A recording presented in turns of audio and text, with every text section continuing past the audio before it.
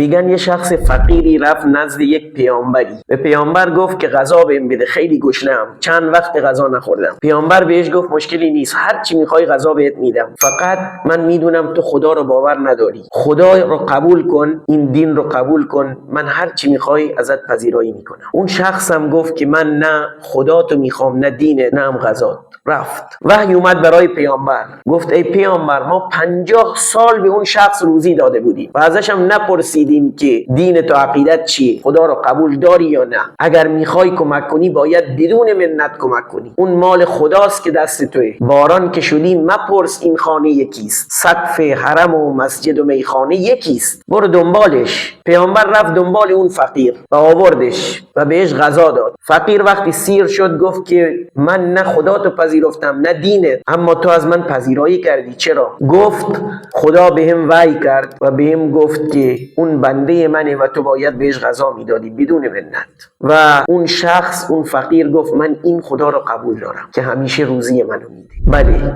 ما چطوری خدا رو به نمایش میگذاریم خیلی مهمه. وای بر ما انسانهای مؤمن و دیندار که خودمون رو نماینده خدا میدونیم.